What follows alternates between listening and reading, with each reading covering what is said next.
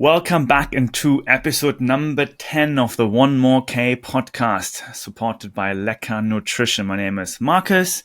Good morning all the way from Germany, and good afternoon, Ned in Singapore. Well, you normally say, I am Marcus Nurk, and I say, I am Ned Phillips. That only changes, I'm still Ned Phillips, but I have no hair. So if you're watching on YouTube, my hair is gone because I need to run faster and wind resistance. Not true, but there we go. How was your run this weekend? Did you do another 50K? 55, Oh, sorry. I did. And it's becoming kind of normal. I don't know why. It's like anything, right? I've now just set my mind that every weekend is 50 plus. And I've now 4 weekends in a row. I've got out the door and done 50. I did 50, 52. Then this weekend I did 55. And yeah, last weekend it felt quite, some runs feel a little harder. Some feel like you're in flow. Last week I ran 52 and man, it was a suffer fest from the go. This week, my God, man, I had wings. I came home, went out with my wife, walked the dog, went for lunch, woke up the next day, no leg soreness. And I did that on Saturday. On Monday, I ran 14K. This morning, I ran 23K. Yeah, man, getting in flow. Wow, it's impressive. I would love to actually do some testing on your runs just to compare them a bit more and go deeper into data. Those are interesting, heart rate and sweat rate, and to see how that then changes over time. Because if you say one weekend you were off, then the reason is, of course, why? And you just said, I don't know, but there must be something. Yeah? So how to dig into it? I can see it's been interesting because I use Coros, and Coros, I've just thought, Marcus, as we do on this show, I would love to dig in a Coros because I think, or Coros, I'm not sure if it's Coros, they have smashed it in the watch. I mean, I was a Garmin guy forever until I got a Coros. I could not imagine going back. I mean, that watch is out. And for ultra runners and the data they have, and one thing I've noticed is my average heart rate is literally for these long runs between 136 and 139. Never varies outside. But what data of the Coros you like now? Like which part of the Coros you enjoy more than, let's say, Garmin? Well, actually, what I enjoy the most is the battery life. Like it's like 100 hours. Like Garmin used to be 10 hours, 20 hours. If you're a long distance ultra runner, like I don't like tech. I know that's crazy because I work in tech. It's super easy to use. The battery lasts forever. It's got lots of great data. I'm not a real data guy, but yeah, it just makes it so easy to use. I adore it. Okay. So it's more about the battery life than about the data. To be fair, yes. Okay. But I do think they have a very good interface and very nice user experience on the app and on the watch as well. I do. And I will tell you something, and this is not, I'm just going to be a fanboy for Coros for a moment. I brought one 2-3 years ago. I had it for 2.5 years. I adored it. And then on my watch, I got a little QR code. It said, scan it. So I scanned it. And it said, your watch has a software malfunction. We're going to send you a brand new watch. No questions asked. No messing. Didn't ask any questions about when did I buy it or whatever. They're like, look, your watch we've noticed that if you have this kind of watch from this time when we did them, they just sent me a brand new $500 watch. No questions asked. Wow. I know. No wonder you're a fanboy. It's a bit like, the tool, the Leatherman, the American Army tool. And I had it since I'm 18. When I moved to Africa, I needed Leatherman. And yeah, you have something little broken, you write them, and then they send you one back completely free of charge. It's amazing. Like, I love those services. That's what greatness is in business, right? Hey, look, a happy customer is worth a lot. So, by the way, I didn't know you lived in Africa. You just said when you moved to Africa. Yeah. That's for another show, maybe. 1 year. All right. Today's show, we have a few things to cover. This is a special episode. This is our first 2-digit one. So we are on the roll. So episode number 10. It is happening every week, despite me coming last night to Germany and you having a lot of business meetings in Singapore. We're making it happen. I'm glad to see you, Ned. Likewise. It's been a week and I already missed talking to you. But lots to cover today. Episode number 10 is a special one. We don't have a guest today. We're going to have more coming next few weeks. But today we're going to cover the history of trail running and endurance sports, I believe. So Ned has prepared some stuff.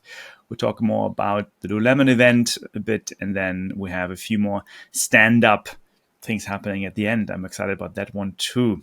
Talking business, Lululemon, we already mentioned it now, I think last week and the week before. It's been reoccurring on the show. It's trending hot on the One More K podcast, just like UTMB. This week we don't cover UTMB. Interesting. Maybe we do the history part, but not so far. But no UTMB update, at least for now, from the drama. But Lululemon is now third time coming back to the show, and we have seen the activation of Lululemon's further event, which was covered in social media massively. I don't want to go too much into the data of it. I mean, Camille broke 13 world records. It's impressive what she's done across the board. Anyone can just Google it, please, and find out the stats and the numbers. I'm more interested, as usual, to go more into the business side of things and understand Lululemon's brand activation. Which brand activation from other brands do you remember, Ned? You mean not in the Lululemon event, just recent brand activations? Correct. It's a good question, right? I mean, obviously we cover it, so my mind goes back to ones that we have covered. But this one just sticks in my mind because I may or may not use a VPN when I watch British TV in Singapore, so I may or may not get UK ads. But in the UK ads, Ford, it said, "I'm a trail runner. I buy Ford." And I was like most people don't know what a trail runner is. And now the statement is, "I'm a trail runner. I buy Ford." And to me, it was just, I know I've commented on this before, but I found this such a massive step forward to, wow, we don't need to pretend we're some little sport and explain what we do or what an ultra is. Like, people know. That's the one that sticks in my mind because I think that shows that we are breaking out into mainstream. The one that comes to mind, I think that at least two. There's, of course, Nike's Breaking 2 in conjunction with Mr. Eliud Kipchoge, who tried once, didn't work out. Second time with more support from Ineos, the huge UK company. They made it happen in Vienna. I think that was very well done from Nike. And on the back of that, they introduced more the new version of the running shoes. I actually lost track of all the different names, but 2% Next, Vaporfly, whatnot, carbon shoes. That was, I think, well done. I remember that one. Then, of course, I think we can think of Red Bull, and Red Bull has been doing like jumping from space and whatnot. I think there's a few other things that have been doing very well.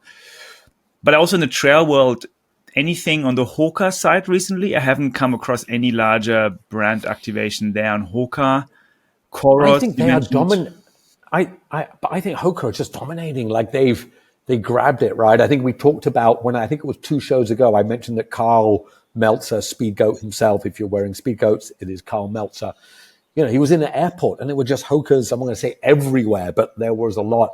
I almost feel that, I'm not going to say they don't need to brand activate because they are the dominant shoe. It's how does, we're a small nutrition brand, Lecka, how do smaller brands grab? And I have this real belief, if we think about Red Bull long ago, we're talking about history, when they started doing this craziness, right? Mountain biking, because they didn't sponsor football. They sponsored mountain biking and cliff jumping and cliff diving and snowboarding, the rad, let's go skateboarding stuff. And that wasn't mainstream. I think they were, nobody can top what Red Bull did because, and I mean, I'm sure you know, Marcus, where does Red Bull come from? Originally, the recipe comes from Thailand, and then it was adopted and partnershiped out with the Austrian guy. Correct. So it is a Thai, the original recipe or the original brand is a Thai brand. And I think they really set the standard for what can be done. Here's a brand activation. Do you know who William Googe is? I don't. So William Googe is an ultra runner, a social media dude. He's a model. He is a very good looking dude and he models, he catwalks and he runs across America. And he's got a let's go attitude. And he is a brand dream. And he just put up on Insta a kind of brand activation, which was, I'm looking for a videographer to follow me. And here's what I've done since the beginning of 2024. And he was running through deserts, walking on catwalk, partying in Las Vegas. Like, he made trail running look so cool. Like, he's a dude, which helps, ripped dude, but he ran across America. He's talented. And it was like, wow, like, people are, quite different from what Killian, for example, is doing, or some other people. But I think brand activation, people can start to make money out of this.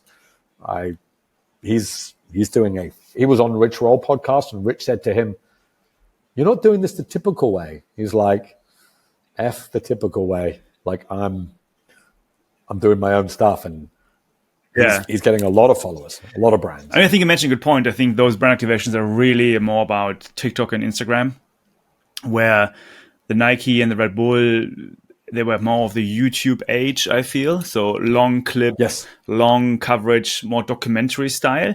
And now with Lululemon, the reason also why I'm bringing it up, because I have an old uni friend of mine in Berlin who is very big in the Berlin running scene, who is part of the Lululemon crowd, and he was flown out to California to be part of the influencer crew. So they invited all the Lululemon influencers, the ones that are relevant at least, to this event, and they were covering then that further event on their channel. So I actually saw a lot of footage from my friend from Berlin, who was in California at the same time, and to see what's also happened around the 6 days event. There's a lot of running clubs, yoga, there was educational workshops, so a lot of coverage and a lot of network effects from the influencers they invited. So it's not about 30, 40-minute videos on YouTube where you can follow it. It's actually 30 seconds, 1 minute clips on this widespread influencer network that Lululemon has built up the last 5, 6, 7 years. Because I knew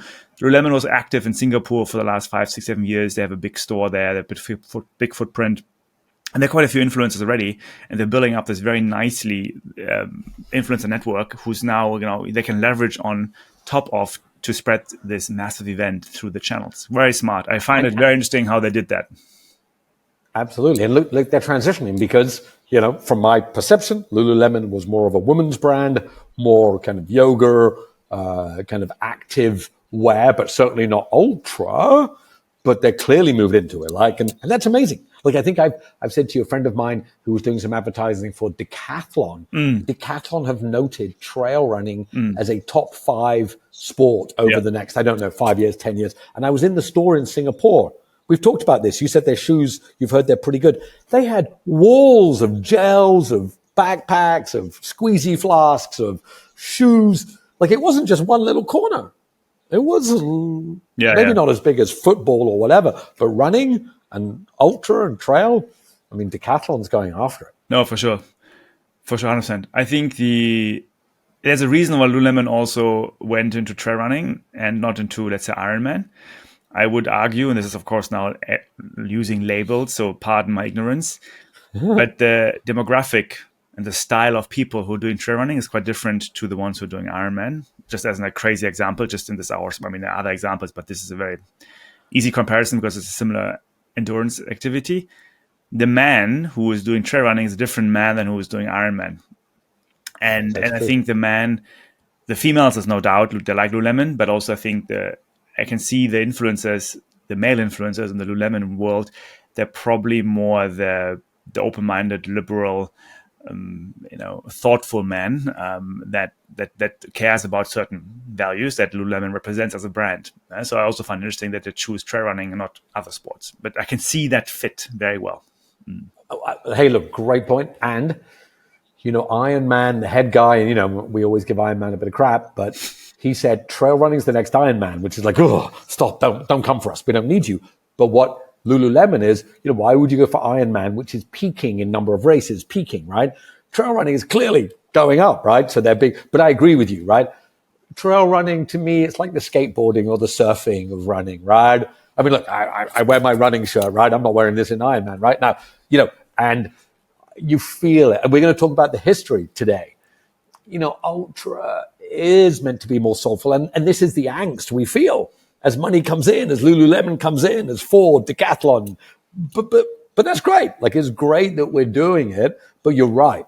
Like, trail is building and growing, but it is more thoughtful. I think that's a fair point. I mean, I do appreciate a brand like Lululemon coming in. It's not the worst brand of all at all. I was just 100%. thinking which brand I would not like to see in trail running. Like who should not be part of it? Who doesn't represent our values? Do you want McDonald's. So McDonald's sponsored the Olympics. to? Yeah, Hey, look, McDonald's yeah. is the global partner of the Olympics. So hey, look, I love Coke. So I'm not going to Coke. You guys have all run a long way. If you run in the heat, you know that Coke is the magic drink, right? So I'm not going to hear any crap about Coke. I know it's unhealthy, but like, is McDonald's like? And I've eaten McDonald's on an ultra run. You know, like I have, right? I've been 150K in. I'm hungry, and I can eat some chips or a burger. You know, Like, you know, it's kind of, I call it sport washing and greenwashing, because trail running has such a great reputation. I think so far it's considered a very healthy, nature friendly, you say soulful sport. I love that term. It can be abused for brand washing, and if you like, you can see Dacia, the car maker, who is now the partner of UTMB. Clearly, I would not say the brand is known for their soulful cars, to be honest. And yeah, now they're using UTMB as a great way to uplift the reputation of the brand. Right? hey, look, but that's what marketing and branding is, right? You attach yourself to something which you like the feeling of, the people in, etc. You know, maybe, and I don't know how we would do this, but what is the earnings, the educational level, the geographical location, trail running to Ironman, right? Or to marathon road running, right? Like, is there more spending power? Is there more thoughtfulness? Like, who I would love to come in more is Patagonia. Like, we know that is the soul of our sport, right? Not our sport. That's the soul of endurance, right? Yves Chouinard, like he is what we are, like that guy, right? And, but look, but at the same time, McDonald's is run by good people, I'm sure, right? They make shitty food, but it's run by good people, right? And they're trying to do better. Everyone's trying to do better. But well, yeah, you're going to have the endurance burger with the right carbohydrate protein mix to make you run further. I mean, who knows?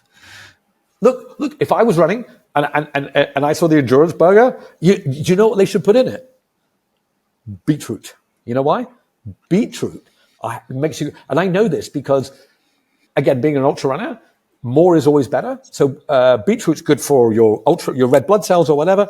So you're meant to take a little shot, a little bit. But before a race one time, I thought, well, if a little's good, more must be thing. And I drank almost a liter of beetroot juice.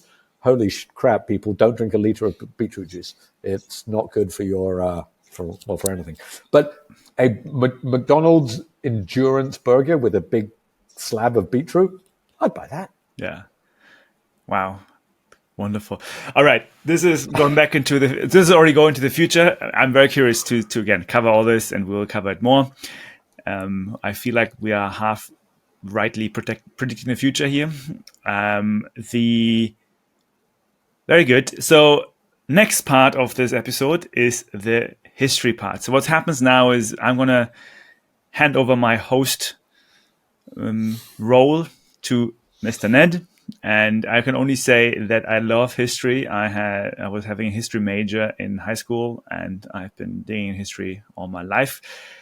But when I did a quick Googling of the history of trail running, there's some information out there, but it hasn't been covered in podcasts. So I feel like it's quite exciting for us to be amongst the first, maybe not the first, but amongst the first to go a bit into it. And we should always learn from history so we can look into the future even more precisely. I think that's a good thing. And just a slight clarification: ultra and trail. So I'm going to use ultra as the lead in, i.e., running longer distances, sometimes on trail, sometimes on road, sometimes cross country. And I encourage Marcus to ask me questions, because there's nothing worse than a podcast for somebody to just speak for endless times. But, well, I don't know. Anyway, I am 56, so I know a little bit more history because I'm older, but I do not know from way back when it all started. So I thought I'm not going to give you a comprehensive history. These are a few of my favorite thoughts around history of ultra running, trail running. We're going to cover some of the first ultra running to marathon. We'll maybe start even further back as to why are humans the greatest running creations, then to marathon, then to, in the 19th century, pedestrianism, all the way through to the 70s, a man called Al Howie, the start of the Western States, comrades, and we'll take it through from there. So, Marcus, do you, and I don't know the exact scientific answer to this, but I'm just going to ask you a question. What is humans, what feature do we have that makes us able to catch any other animal on Earth? We can sweat. And because we can sweat, what does that enable us to do? We can turn carbohydrates into energy, but others can do that too. Okay, I'll go for it. We can outrun any animal. No animal can outrun us over a long distance. So in a short distance, a lion or a buffalo and forgetting forest and jungle where they can get up trees. If you put a big, huge open savanna, if we just keep running at our slow pace, an animal will run out of energy before us. We are the greatest endurance animals on the planet. Nothing else can run like we can. We will ultimately catch. So the history of us is that we're predestined to be ultra runners. So if we go way back to Darwin and why, so I think your scientific explanation is right. But just as a scene set, we are destined to be ultra runners. And there's lots of great books on that if you look at Birth of Ultra Runners, et cetera, et cetera. The first great ultra run history, Philippides. I'm pronouncing it incorrectly. But from the battle, he had to run, I believe, from Athens to Marathon. And that's why the marathon has its name, was that this man was dispatched to say that the Romans were coming, or I don't know exactly, so I'm failing wonderfully to start here. But he ran all the way to Marathon to announce that the battle had been won. And do you know what happened to him when he arrived at Marathon? He broke down, I think, pretty much died. Well, he pretty much died. You can take out the pretty and the much. He died. Heroically, though. Correct. He heroically died. And there is a race today called Spartathlon, which I think commemorates it's an 135 mile. I'm not sure how far he ran to tell, but this was one of the first recorded great ultra runs, which was the message, right? But so that was a couple of thousand years ago. On that note, I think it's important to highlight again the power of storytelling. The Greeks were also probably one of the first cultures who recorded storytelling. And coming back to marketing, one of the features on this podcast, I do think, probably this has happened before, but the Greeks were the first ones to record it and to really promote it. And I think it's just such an important part that even now we're sitting here in our cozy villages and towns and cities, and we can talk about this. It's amazing, right? So storytelling is powerful. I love that. And I love that. I mean, and there's so much, ultra running is so easy to understand, right? If you tried to describe, I'm not going to pick on ice hockey, but ice hockey to someone, they're like, it's on ice, how do you wear it? I run a long way. And it's beautiful storytelling. And as you say, Philippides ran a long way heroically and then died. Wow, it sucks, but it's amazing. But I'm going to jump forward to 1880s, and I'm going to jump to a man called Edward Payson. Edward Payson Weston was his name. If you go to Wikipedia, you will see a man who became known. He was born in 1839 and lived to 1829. And what he did, and he was amazing at, was he was an ultra runner. Well, he was a pedestrian. Now, what is pedestrianism? He was the first guy to... Here we go. There you go. Oh, you've got him up. I didn't see that. Thank you. Look at you. He was a storyteller. This guy was broke from the UK and moved to America and couldn't find a living. And he announced one time that he could walk from Boston to Washington for the inauguration of the president.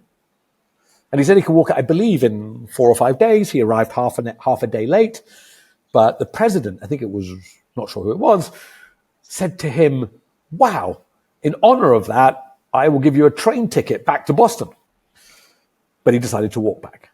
And what he did, he created a sport of pedestrianism, which was long distance walking.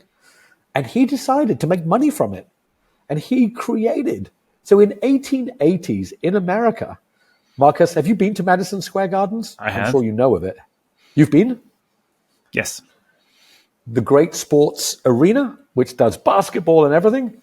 In the 1880s, it was packed with 20,000 people come to watch Edward Payson's athletes walk 6 days around it was 8 laps to the mile. So it was like a 250-meter track.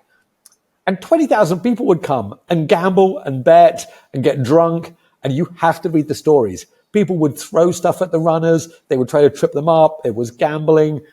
It was crazy. And for a short period in the 1880s, it was the biggest spectator sport in America. And so the question is, why then? It's Edward. I think this one dude, you talk about storytelling.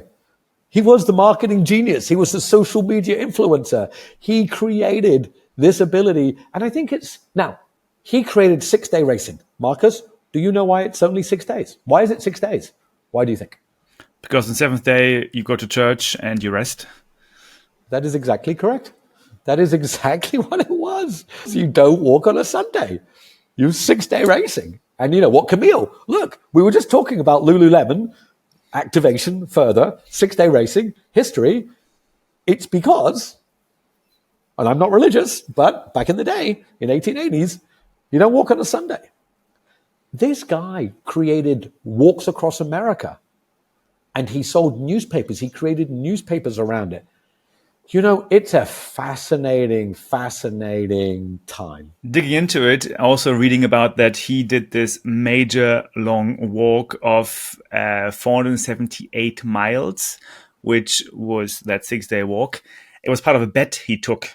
So he said he bet against another guy, and it was about whose favorite would become president. So the other guy was betting for Lincoln, Weston was betting against Lincoln, and he lost the bet. Lincoln became president. So he had to walk to the inaugural ball in Washington, D.C., and he made it to the inaugural ball. And that bet he lost the bet. He got a bag of peanuts, apparently, but he got news coverage. And again, to the point of storytelling, it seems like history needs those individuals who take bets and who get covered. Individuals making history is the way to move industry forward, who ends up then motivating 20,000 people for Madison Square Garden. It is. And I think, he was masterful at it. And he traveled backwards and forwards to Britain. They have the London to Brighton race, something that was really important back then. So, yeah, he was a guy that was just destined, and it died out. So from the 1880s, 1890s, if you're watching this, just Google ultra running 1880s. They're wearing tweed. They're wearing suits. There's ladies with parasols wearing like dresses and parasols and walking. Like we today are wearing our dry fits. I'm wearing my rabbit running shirt. These people were wearing boots, trousers, flannels, shirts, bowler hats. Okay. And walking. It's crazy. Here's one more stat for you. He got prize money of $10,000 in 1867 for covering a distance of 1,200 miles in 26 days. He won a prize money of $10,000 back then. So now the question is, how does $10,000 from 1867 compare to today? I'm going to guess a couple of $100,000. Yeah, $209,000 today. So this is, again, inflation adjusted. So he made, in today's dollars, $200,000 pretty much for walking 1,200 miles. Talking about prize money. We were just talking about Tough Mudder, Saudi Arabia, $86,000 or $80,000 that John Albon got. Technically, he got less than Edward Payson got back in. I mean, it was a big sport back then. I mean, he did an amazing job. And the funny part is, how did Mr. Edward Payson Weston die? I know. He was hit by a taxi cab in New York. Yes, technology caught up, and a pedestrian was killed by this new thing called automotive and got killed. Maybe we all get killed by drones soon. Who knows? And that period of time was really the birth when 6-day racing, pedestrianism, these events, there was gambling, drinking, police had to be there. Like, it was out of control. It was chaos, apparently. Like, it was full on chaos. And, like all things, there was this. So it came and went. And I'm going to jump on to the next part of history. One of the great ultra running races of today is Comrades. So Comrades is the biggest participation event in the world. It was started in 1923 in South Africa. I think most of you may know what it is. It is an 89 kilometer road race in South Africa from Pietermaritzburg to Durban. And it was there to commemorate people who were lost in a battle in war. So this Comrades Marathon, as Marcus has up on the screen, it is like iconic. Like, in South Africa, the country stops. And one year it goes from the Pietermaritzburg down to Durban. The other year it goes up. Incredible. It gets 30, 40,000 people, and the up run and the down run. And this, I think, is probably one of the longest running to today ultra races. And this is, despite all the ups and downs of ultra, the popularity, the ups and downs, what's come and gone, this is a race that if you are in ultra, I would love to do it one day. They line the course for 89K. It is the great race. And it's 89K, and they're winning it today in 5 hours, 30 minutes. So, to your question about my time in South Africa, this is actually relevant now. I used to live for 1 year right next to the course, and outside Pietermaritzburg, in between Pietermaritzburg and Durban. So I lived and worked in an orphanage there for 1 year to do my civil service volunteering year. And yes, we had the pleasure of seeing the race. And one of my friends was crazy enough and ran it in his jeans, arriving with them being quite bloody at the end of the race. But oh my God, he's going to get some rashes. Yes, he is famous in our group for having done that. He got major rashes. But absolutely insane vibe, absolutely amazing atmosphere. I get goosebumps right now talking about it. When you see people, I wasn't there, but you can see videos of people arriving in the stadium in Durban or Pietermaritzburg. It's absolutely amazing. It's the South African energy of life is coming out in its full swing. And anyone who has not been to South Africa or Southern Africa, you get to know people who are full of life. And I love that. And it comes out in this running race like there's no other. It is, and I'm glad you said that. I have heard that many times. I've heard from the start where they play this music and the cockerel crows. And in any country, ultra running is growing. But I'm going to take a guess here. Is it fair to say, Marcus, that there's every single person in South Africa knows about Comrades? Is that basically... Everyone does. And I remember 2 or 3 episodes ago, we showed the ultra running database from the German ultra running organization, and they listed South Africa as the third country with the third largest running base in the world. And there's, I think, Comrades is a major reason for that. And look, and just a bit of history here. Bruce Fordyce, one of the greats. He won it, I think, 12 times in a row in the 80s. He won it 12 times. So an iconic race. It should be on everyone's bucket list. But to the history point, so way back 2,000 years ago, I can't pronounce his name, but the dude ran to marathon. Then we had pedestrianism. Comrades has been the consistent from 1923. But in reality, I think there was quite a lull from, after the 1880s, boom, then Comrades has grown. And I'm going to say all the way up to almost the 70s. And I'm going to use one major thing here, which is Western states. Marcus, do you know why or how the Western states started as a running race? Or it used to be a horse race, and it was a famous track in California. I don't want to take away what you're going to say, but then one day a human decided to do it. Well, so the race is called the Tevis Cup. So the Tevis Cup was 100-mile, get on your horse, and you ride it from Auburn oh my God, hard to believe, I can't remember. But you rode it, and it's mainly a lot of downhill. Anyway, in the early 80s, a gentleman called Gordy Ainsley, who's still running it today, a bearded wild man, came with his horse to take part in the Tevis Cup. But his horse was lame on the day, and his horse wouldn't go. So he said, I'll run it. And I can see it says 74. And he said, I'll run it. And people are like, you can't run 100 miles. Don't be crazy. And Gordy ran, and he wasn't last, and he beat some horses. And when we think about America today as probably the home of ultra running, it's kind of weird because, yes, it was in the 1880s in Madison Square Gardens, but it was kind of for modern. It is this gentleman, Gordy Ainsley, who created Western States, which is now the iconic race. And like a lot of things, it was this one happenstance. Edward Payson coming to America, being broke and creating a race. Gordy Ainsley's horse. Would ultra running exist otherwise? Yes, it would. But these moments, you love history. It's these moments of history that change it. And Gordy is still an outspoken advocate of what he created. He's really, really, really great. Are you going to be at the Western States this year? This year, Marcus? I will be very high likelihood I will be there at Western States. Yes, I will be in US from April onwards. Fantastic. So 1974, we start Western States, but I'm going to say for the next 20 years, not much happened in ultra. It kind of dawdled along. It got a little bit. Some races came. But I want to call out one man that most of you don't know, and I really implore you to buy this book. Oh my God, it's the most heartbreaking, beautiful story in history, as you know, Marcus.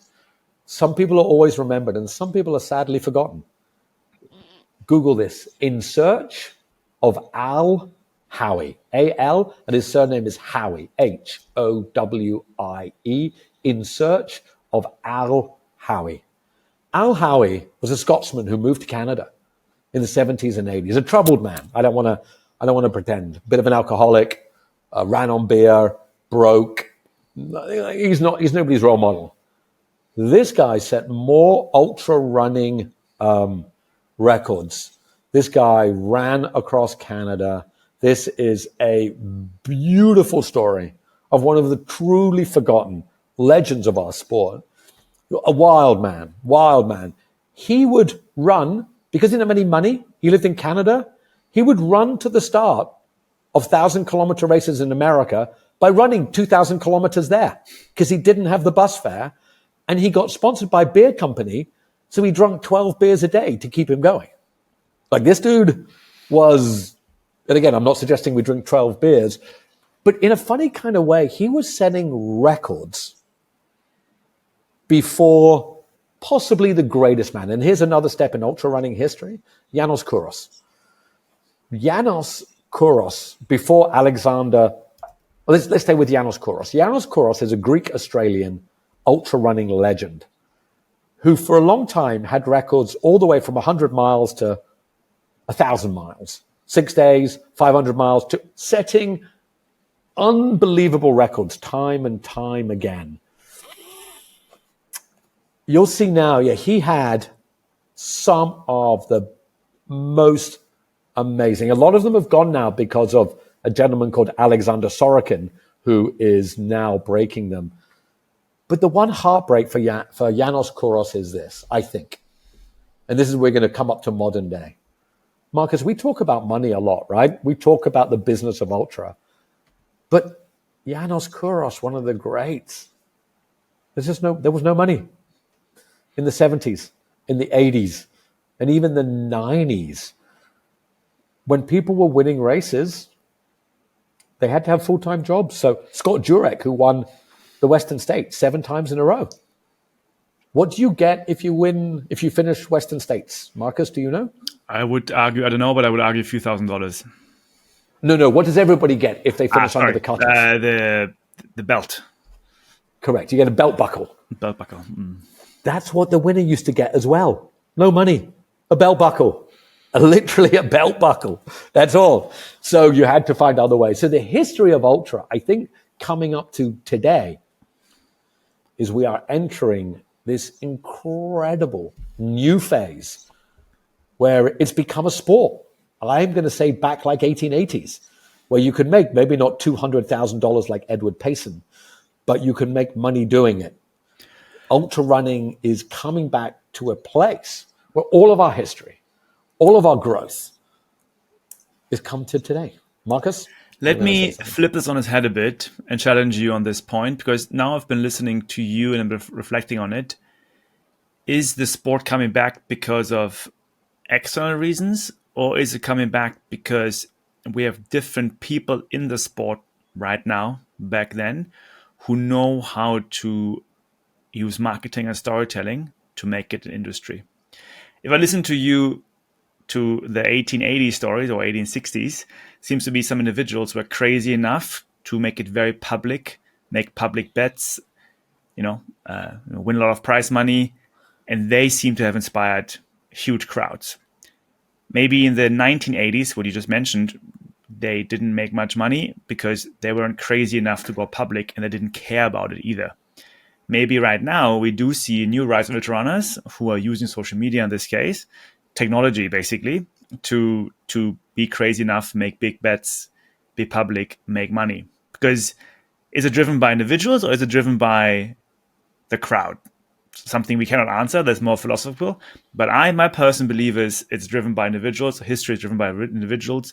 It's driven by people who are crazy enough to do crazy things, to go all out about it, whether on social media or newspaper or radio or television, whatever at the time is a technology to be used. I mean, Julius Caesar is famous for being successful. Julius Caesar's success is also derived from his marketing strategy. He was very smart to push his name into the Roman Republic because he knew how to use coins as a tool of marketing. So he printed his face on every single coin in the empire to make his face popular, and then get voted more and more into being consul and so on and so on. He was a great strategist and did good things and bad things as a general, but he knew how to do marketing, just like Napoleon knew how to use newspapers. It was a very new tool at the time to make himself popular with the crowd and then gain support and so on and so on. So taking this now to the running world, when I listened to you in the 1880s, people were crazy enough to use newspapers at the time to become popular and drive the sport forwards. Is it today the same? Is it that the people are doing more the sport, or is it that there are crazy enough individuals who inspire others to do it? It's a great point. I love how we go down these rabbit holes. Would ultra running be booming and trail running be booming again without social media? Maybe not. Maybe not. I think it is naturally a sport that tells stories. It is people collapsing at finishing lines. It's beautiful mountains. It's people doing extraordinary things. And the ability for us to broadcast that, I think you're right. Maybe it's a combination that it is the best of of people doing great things, but now with an outlet that we can all market it. So the best rises up, because it's not like everybody who's a ultra running or trail running influencer makes it, but the best at being storytellers, not always the best runners, get there. So I think you're right. I think it's maybe just the zeitgeist of the timing of it, because I sometimes feel Killian is a reluctant voice, but he is the one, right? You know his UTMB win was the most ever liked run on Strava. Still is today, I think. It's a good example for he is not just doing it for the fun of it, he's doing also it for popularity. If he denies it, I think he's lying to himself. He is using television, audio, video very targetedly, very smartly how to position himself in this world. He is a next generation, new generation runner who is clearly doing documentaries on these mountains, these races, that race. He knows how to do it. Yeah? And he is helping the sport. And it's a good thing he's doing it. I'm not saying it's a bad thing, it's a good thing. But it is, or there are individuals for the last 3,000-4,000 years who are storytelling, who are using technology to promote themselves and promote the sport. It is, yeah. Lazarus, yeah. I cannot, how did I do a history without mentioning my hero, Lazarus, like creator of Barkley and Backyard.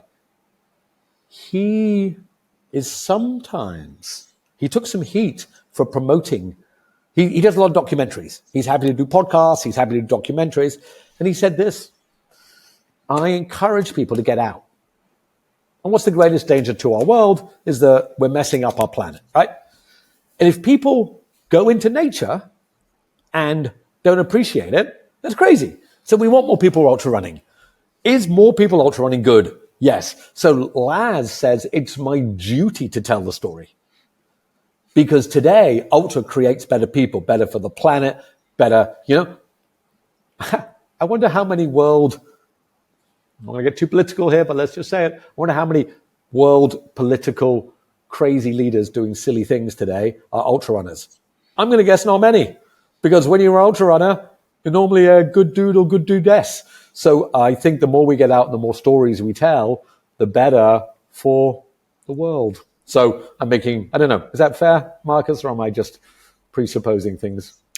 I think it's fair. I do think there's high overlap with business people being ultra runners. I'm not sure on the political side it's the same. It's also probably other reasons of time commitment and so on and so on. You have a public role. It's not as easy to commit to a 3, 4, 5, 10-hour runs as if you are a businessman where you have more control about your life. I do know quite a few ambassadors who are ultra runners, so I think there's a different type. But yeah, I think we'd love to talk to future president who's an ultra runner. It would be funny to see how that works out, to have meetings while you're running, basically. Yeah, absolutely. And look, I do think that as we think about the history as it goes through that, it'd be interesting to see I wonder who is the person. We talk about Edward Payson, we talk about comrades, we talk about Gordy Ainslie. Who's the person that we remember from today? My gut feeling is Courtney. Why is that? What do you think? She has all the combinations, right? She the social media, the goodness, you know what they say sells on social media? Authenticity. Is there anyone more authentic than Courtney on social media in ultra? I don't think so. No, it's true. I think her and Killian are the ones who are really driving the sport forward. They're both authentic enough in their own individual ways, but for sure, I think they are the drivers of the sport at the moment, given like in the massive 2,000-3,000 year context, comparing it to others. And two, so with history, we've talked about events, we've talked about time, we've talked about people. Despite all the crap we give UTMB, I think we have to accept that the Piletis are an essential part of ultra running history. They created a race that was just a race. They're just people who created a race, which kind of defines our sport today. In the same that Kona was invented by a group of people debating who was the fastest swimmer, biker, runner, as we talked about. The Piletis created UTMB, and in the same way, what they did was they just did it because they thought it would be a cool race, and they created something unknowingly that I think I was out running with someone the other day, Marcus. And they're like, oh, my dream is go to UTMB. It's the greatest thing ever. And I was a good person. You know what I did? I didn't share any of they were unaware of the crap. And I didn't try to taint the view. Didn't try to say, oh, no, you're going to go to Gary's race. I'm like, absolutely. Go to UTMB. Like, the crap that we deal with is because we're like, well, we're really into it. We're really ultra runners. UTMB is creating.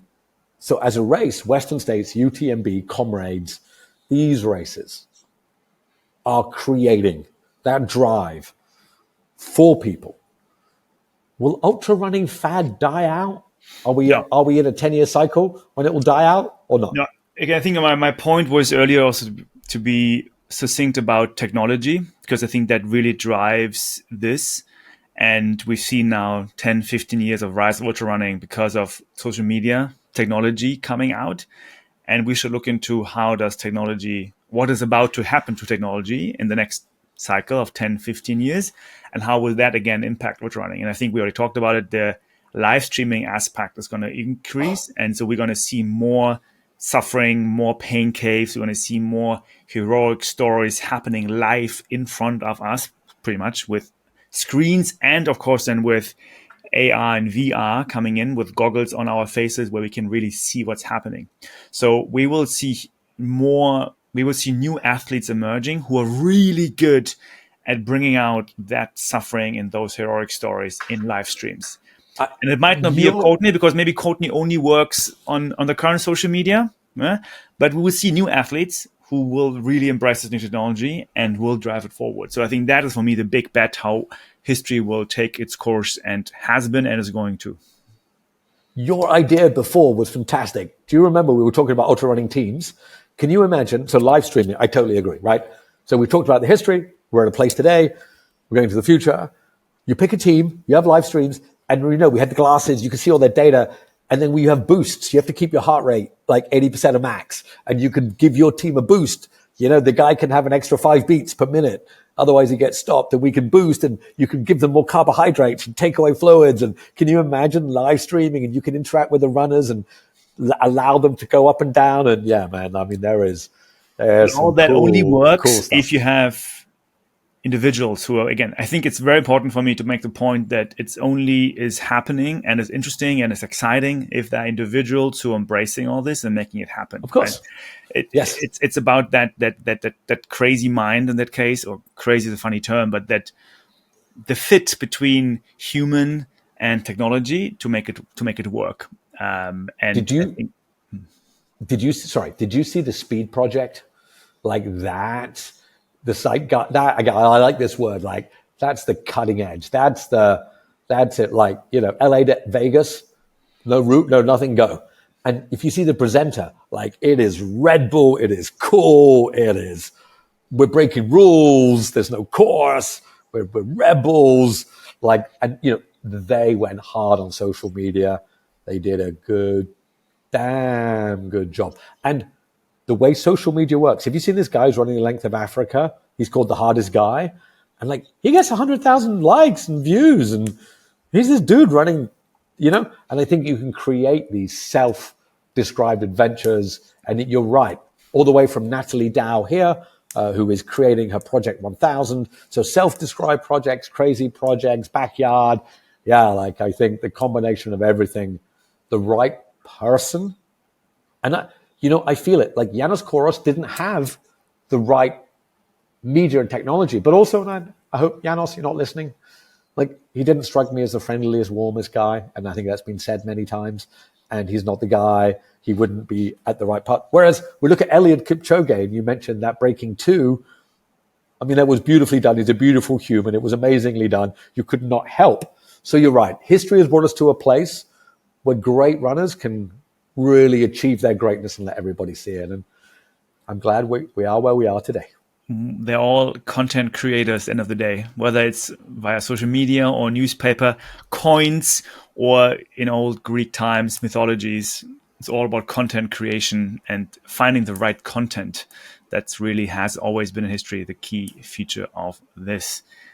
Coming quickly to some races that happened over the weekend, I think it's worth mentioning, at least on my radar, there were 2 races. There was Dalat Ultra Trail happening in Vietnam, one of the largest trail runs here. Very good event in the mountains or the highlands of Dalat. Anyone who wants to race in Southeast Asia in a very nice climate, definitely a race I recommend. I spent a lot of time training there. A lot of good Vietnamese runners came and crushed it. A lot of females especially doing very well. You also had the Lantau 70 event in Hong Kong, which was on my radar. And I saw a lot of people traveling to Hong Kong. Famous race, Lantau 70, great island to run on. Recommend it highly as well. Anything on your radar that happened this weekend? Well, no, just to say that we want to shout out Gene, who I believe came second in the Dalat Ultra. Is that right? Second or third? Maybe third. Fantastic effort. I'd also say that in the Lantau race, I don't know if you saw any of the clips, but it was windy, foggy, crazy. It looked out of control. But did you notice that Stingray won by like half an hour? Like, he won by. And against Milton Ahmad and like the real guys, like and I saw some clips, that dude was flying. We should definitely keep an eye on Stingray, who is really dominating the Hong Kong scene at the moment. A Filipino-born runner living in Hong Kong.